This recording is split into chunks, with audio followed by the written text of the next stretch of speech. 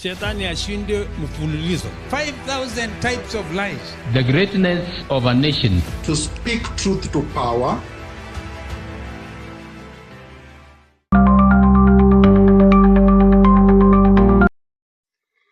Hi guys, how are you today? I hope everything is going well with you. And thank you so much for tuning in today. My name is Wilson Ochar and I'm your host today at Sikiliza TV. And today we're going to look at the sad death of MP Johana Ngeno. Johana Kipyegon Ngeno was the former MP of Emurua Dikirr and constituency, and he faced his demise on February 28, 2026 through an helicopter crash. And he was very prominent. He was outspoken. He was a third-term lawmaker, known for his stance and controversial political stances, and he was dedicated to his fellow constituency and serving them and making sure that they have a strong leader to represent their needs. His political career, he was a seasoned politician, serving 3 consecutive terms. He was first elected in 2013 through the Kenyan National Congress Party, and he was re-elected again in 2017 through the Kenyan National Union, KANU, and then he was re-elected again in 2022 through the United Democratic Party, UDA. And before that, he did serve as a committee chair at the Department of Committee in Housing and Urban Planning, Public Works in the 13th Parliament, and his educational background is a lawyer and with a Masters of Arts and International Studies, and he went to the University of Nairobi.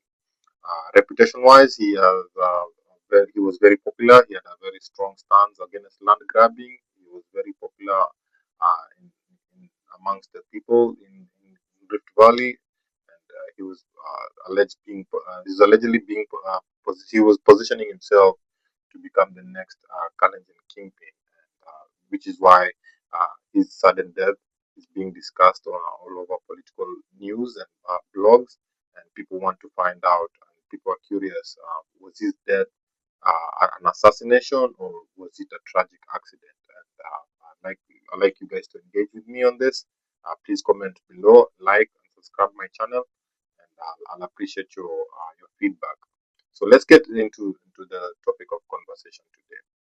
First, let's look at the background of who MP Johana Ngeno was, and then we're going to look at whether his death was a political assassination or was it a tragic accident. These are some of the online clips that are going viral online, so you can watch and tell me what are your thoughts on the comment below. And it starts with that sad story where it has been confirmed that Member of Parliament for Emurua Dikirr, Johana Ngeno, is dead. He was among the 6 people who were aboard that chopper that went down in Nandi County. Among those who died is the MP, Johana Ngeno, and the pilot of the ill-fated chopper, who have been confirmed to have died. Johana Ngeno served 3 consecutive times in the National Assembly, having served in different committees, as well as has been confirmed by the National Assembly Speaker Moses Wetang'ula. Now, he was born on 12th of December 1972 and was first elected in 2013, re-elected in 2017 and 2022 as well. That is the profile of the Member of Parliament who's just died. Education background: now 1980 to 1987 he attended Mogondo Primary School. 1988 to 1991 he was at Maseno National. So from that brief from KTN News, you can see he was well educated. He had a very interesting background, political background, that supports his candidature to become a very successful leader in the future. And let's just watch some of his speeches engaging with the people in his constituency. Watu wakufe ati mmenikuja sasa niwasaidie. Andaka nisaidia hawa wakiwa hai. Kweli si kweli? Na mimi nimezunguka Watu wengi hata saa hii wananipiga sana. Oh, ati Ngong unaenda wapi? Ngong sijui unaenda twist. Ngong unaenda dance. Ngong mimi naenda dance na twist na pesa yangu. Mimi siombi mtu pesa. Ningeenda na Mosop lakini ni so shida yangu ni nini? Wewe kana hiyo yako ukula na bibi yako na upotee. Wacha yangu nisaidie watu. Wakati mtu zaidi. Ama ni gani? Ni mwanzo ni na pesa inaisha. Kuna watu wengine wanaweka pesa kama wanafikiria pesa iishi.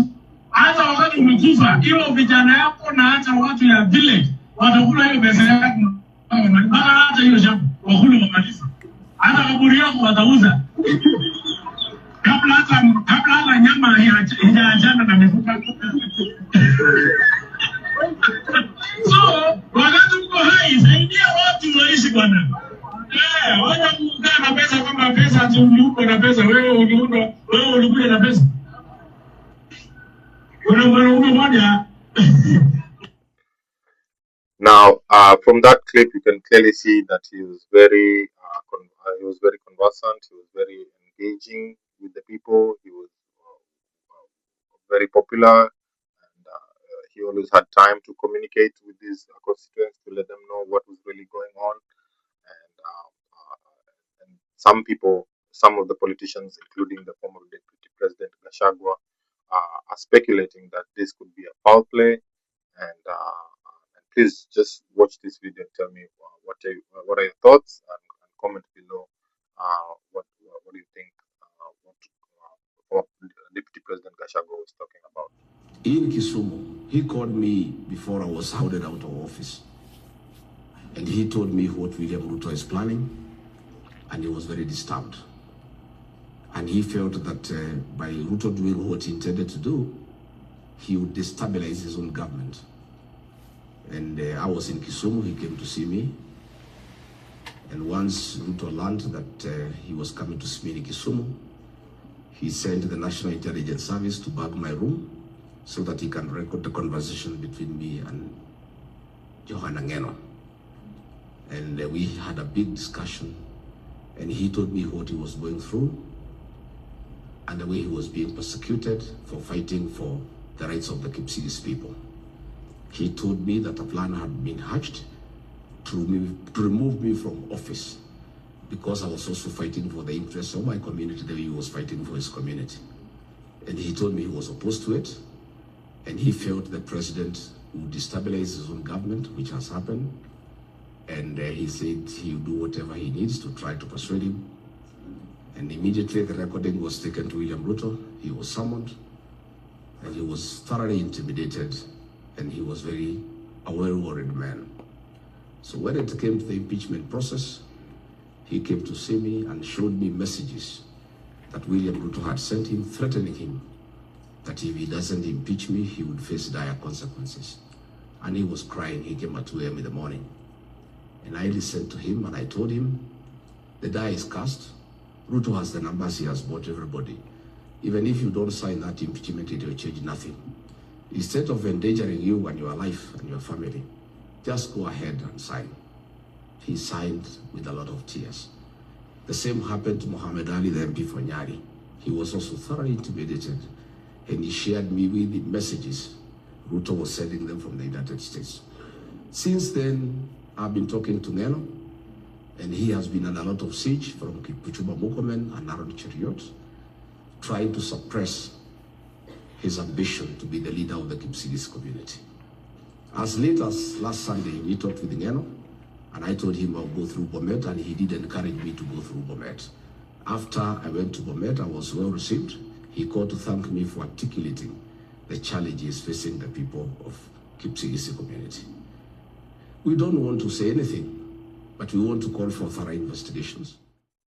Yeah, guys. So you can see from that clip, the former Deputy President Gachagua is alleging that it could be that former MP Johana was assassinated, and it is because he was refusing to do some undertaking on behalf of the government. He seems to have been opposing a government initiative, and from from what we're gathering from that clip from Deputy President Rigathi Gachagua, is that he was facing life-threatening messages, and in good faith, the former deputy president was trying to avoid our advising not to risk his life.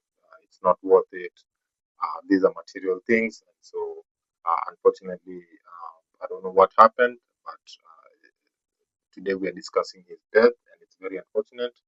And people are asking for a full investigation report on what happened to his death, because it's very tragic and it's unexplained, and and it just shows political intolerance in our country, and I think that's something that cannot be ignored. Here's another clip where former Deputy President Rigathi Gachagua is in a rally talking about the death of Johana Ngeno. Just listen to this. Johana Ngeno ameaga dunia kwa ajali ya helikopta. Sisi tunataka kuuliza uchunguzi kamili, kwa sababu tunajua huyo kiongozi amekuwa na pingamizi kali pale kwa Kipsigis, kwa sababu amekuwa kingpin ya wa Kipsigis. We want to call for a very thorough investigation into the helicopter crash that has killed the Honorable Johana Ngeno. Situmatuma Rabirambi. Tunataka 1 minute of silence in honor of the Honorable Johana Ngeno, mjumbe wa pale Dikirr.